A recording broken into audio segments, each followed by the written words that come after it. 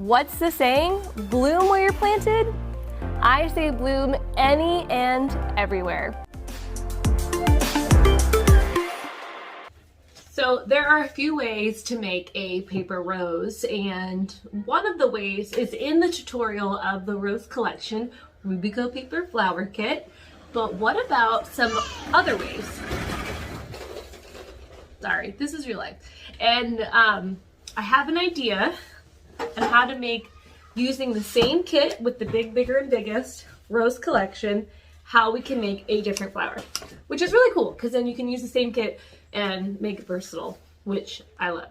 For the original rose, we're gonna split our 12 pieces of paper in half, and we're going to fold. You can use a roller to create the bend or fold, or you can just use your hands. If you're starting to see like flat lines, you don't want that, so use your roller.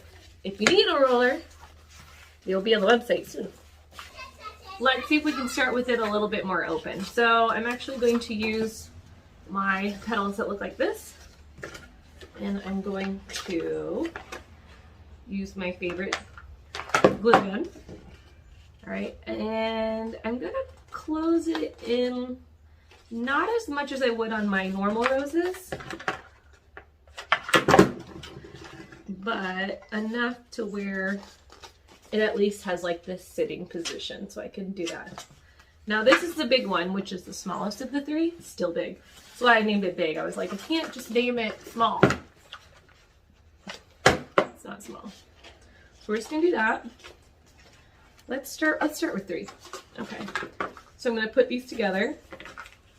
Just gonna add the glue on the sides. Like that. Just put the glue on the center. And then on this one, here and here. And I'm going to just put it right in the middle. Yeah, I think that looks good. So, see how we have this space? I call it negative space because you can see through it on all 3 sides. So what we're gonna do, wait for this truck to go by, and we are going to make some more petals, but just a little bit looser than we did. So that way it starts to open up that flower, okay? So let's see, yeah, let's keep this one in. And I know what the opening, if it's less than last time, because when I put my glue right there and then I cross it over, I know that last time it was these points right here were closer together, and you can see right there how they're farther apart. All right, so now let's glue in those negative spots this. Then you start to see it's right in the middle of that. If it's not perfectly in the middle, it's okay. Don't overthink it. You can see like how fast I'm going, and it's not because I've done this 1,000 times, it's just because it's fun. The thing about glue and paper is that you can just unglue it and re-glue it. So don't get nervous, just have fun. All right. I love this. I love the texture on it. It's almost like an English rose. All right, so now you can see there's 2 spots of negative space.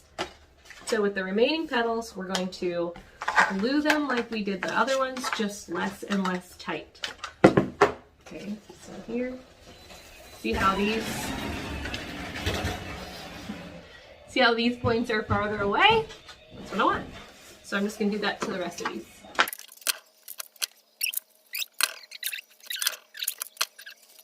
So the same place I put the glue before, just on the 2 points, boop, boop. And then I'm gonna go right to that negative space and put it right there. You can see the remaining negative space right there.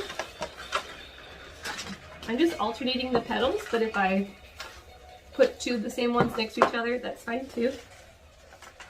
How about just how you want to do it?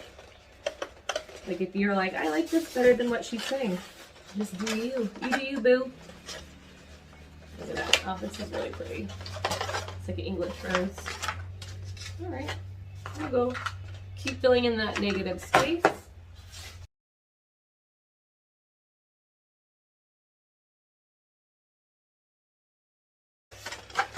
Alright, that is really pretty.